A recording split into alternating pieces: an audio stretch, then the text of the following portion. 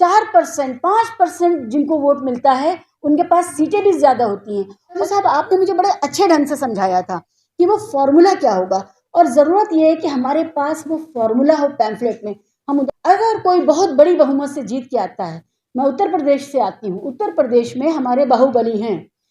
कोई भीख क्यों मांग रहा है, किसी के थाली से रोटी क्यों गायब हो रही है, किसी का बच्चे को या माता पिता को इलाज नहीं मिल रहा है, कोई आहुति देने के लिए उठा है, तो हम सबको उसका समर्थन करना चाहिए। मेरा निजी तौर पे समर्थन रहेगा। बहुत किसी भी तरह के बाकी मुद्दों को खत्म कर देता है और सिर्फ एक मुद्दा रह जाता है। 1984 का मैंडेट याद कीजिए। आप सब लोग, ज्यादातर लोगों को याद होगा, जो 1984 का मैंडेट है वो कितने प्रतिशत, 42% समथिंग पर आया था, और उस 42% के आगे बाकी सब कुछ नगण्य था। अभी भी ऐसा है, 4%, 5% जिनको वोट मिलता है उनके पास सीटें भी ज्यादा होती हैं, और जिनको उससे कहीं ज्यादा प्रतिशत मिलता है वो सीटों की टैली में पीछे रह जाते हैं। और इसके बड़े आंकड़े हैं। खुद इलेक्शन कमीशन के साथ ये बहस प्रबुद्धजनों ने, एक्सपर्ट्स ने उठाई है, ये सवाल किए हैं, लेकिन बाज़ाब्ता या औपचारिक तौर पे ये बहस हमारे समाज से गायब हो गई है। तो बहुत सी चीज़ें जो राजकाज है, जो स्टेट क्राफ्ट है, जो रोज़मर्रा की सरकार चलाने वाली जो बात है, वो तो तयशुदा पैमाने जो दे दिए गए, जो रास्ते बता दिए गए, उन पर चलेगी। लेकिन इसको बेहतर कैसे किया जाए, इसके बारे में जो बहस है, ये वो बहस है कि बहुमत क्या है, बहुमत की परिभाषा क्या है, बहुमत हम कैसे तय करेंगे कि लेस देन 40% या 45% लोग टोटल वोट कर रहे हैं, उसमें से जो वोट परसेंटेज आ रही है वो इतनी बिखरी हुई परसेंटेज है। अब सवाल ये, जब मैं इस बहस में अंदर जाती हूँ तो मुझे ये समझ में आता है कि एक तो ये कि हमारे सामने कौन से उदाहरण हैं, नीदरलैंड है, इजराइल है, या अर्जेंटीना है, पोर्टुगल है, और इसके अलावा भी बहुत सारी मुल्क हैं जो इस पर बहस कर रहे हैं। जिन समाजों में first pass the post system नहीं है, वहाँ किस तरह की सरकारें हैं। इजराइल को ले लीजिए। इजराइल में टोटल देश को लेकर के एक सरकार चुनी जाती है, लेकिन बहुत छोटा सा साइज है, ये सैंपल साइज बहुत छोटे हैं। जब हमें हमारे प्रोफेसर्स पढ़ाते थे वो यही पढ़ाते थे कि भारत का साइज इतना बड़ा है कि आप डायरेक्ट परसेंटेज या डायरेक्ट एक एंटिटी के तौर पे वोटिंग करा करके और बहुमत नहीं तय कर पाएंगे। यहाँ डाइवर्सिटी इतनी है, तो लिंग्विस्टिक डाइवर्सिटी, रिलीजियस डाइवर्सिटी, क्षेत्रीय जो डाइवर्सिटी है, विभिन्नताएं हैं, वो जिस तरह की हैं, तो ना यहाँ 2 पार्टी का सिस्टम हो सकता है या 3 पार्टी का सिस्टम हो सकता है। उसकी वजह से, क्योंकि सबकी आकांक्षाएं, अभिलाषाएं कैसे परिलक्षित होंगी, कैसे उनको प्रतिनिधित्व मिलेगा।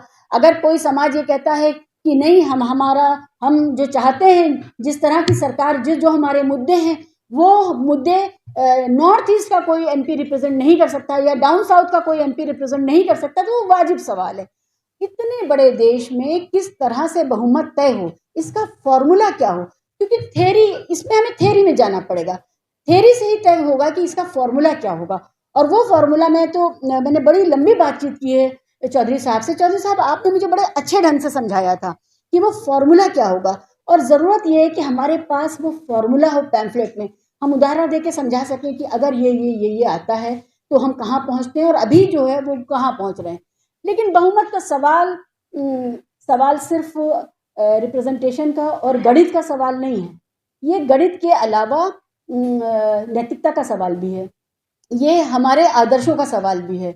ये कैसे तय होगा कि उस फॉर्मूले से, जो फॉर्मूला चौधरी साहब ने बताया है, या जो प्रोपोर्शनल रिप्रेजेंटेशन का जो फॉर्मूला है जिस पर दूसरी सरकारें चल रही हैं, या राज्यसभा में हम जिस तरह चुनते हैं प्रोपोर्शनल रिप्रेजेंटेशन से, डायरेक्टली हमारे प्रतिनिधि चुने जाते हैं, और वो प्रतिनिधि एमएलए, एमएलसी और हमारे एमपीज वो जो चुनते हैं वो प्रोपोर्शनल मेथड से चुनते हैं।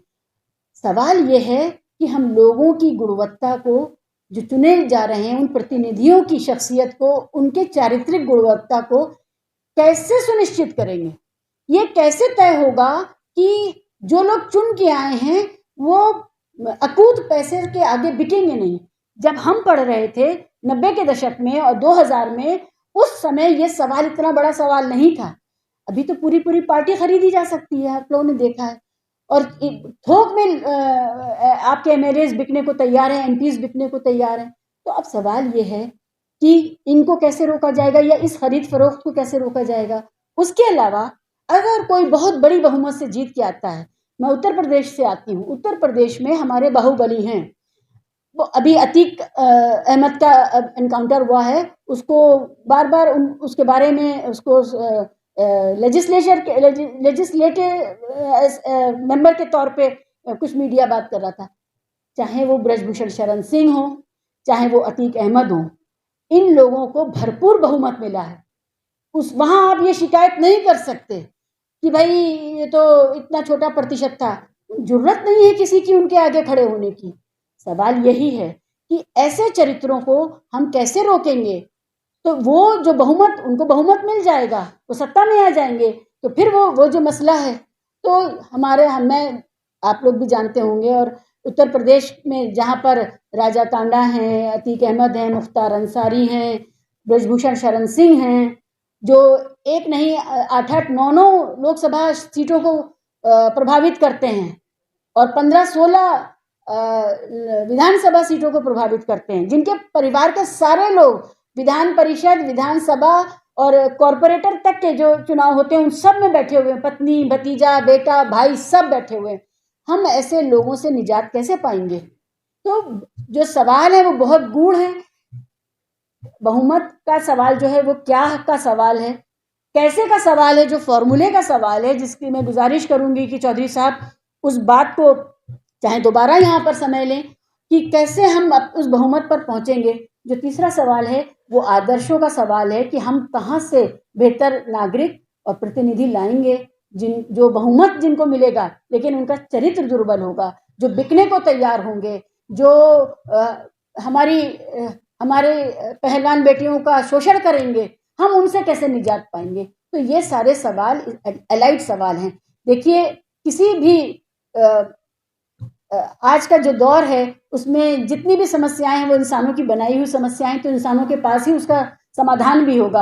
आज से सिर्फ 100 साल 150 साल पहले अगर कोई ये कहता कि एक मुसलमान महिला, एक दलित महिला चुनाव लड़ेगी, जीतेगी और पदासीन होगी, तो ये बड़ी अफलातूनी बात लगती इस देश के जो फ्यूडल लॉर्ड्स थे, जो जमींदार लोग थे उनको। लेकिन आज का कॉमन सेंस है कि हर समाज से, जो सबसे दबे कुचले समाज हैं, जहाँ बिल्कुल रोशनी नहीं देखने दी जाती थी, उन समाजों से लोग आज आ रहे हैं, नेतृत्व कर रहे हैं।